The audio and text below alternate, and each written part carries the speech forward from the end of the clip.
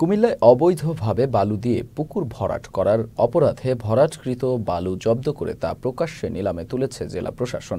সোমবার কুমিল্লা আদর্শ সদর উপজেলার জগন্নাথপুর ইউনিয়নের দৌলতপুর মৌজার বালুতুপা গ্রামে এ নিলামের আয়োজন করেন সহকারী কমিশনার ভূমি তানজিনা জাহান।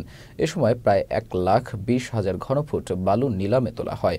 অভিযানে উপস্থিত ছিলেন কুমিল্লা পরিবেশ অধিদপ্তরের সিনিয়র কেমিস্ট রায়হান মোর্শেদ, উপজেলা ভূমি অফিসের কর্মকর্তা ও কর্মচারী, জগন্নাথপুর ইউনিয়ন ভূমি অফিসের উপসহকারী আবু বকর চৌধুরী সহ অনেকে। অভিযানে চকবাজার পুলিশ ফাঁড়ির এএসআই ইলিয়াসের নেতৃত্বে পুলিশের টিম ও সেনাবাহিনীর একটি বিশেষ টিম সহায়তা করে।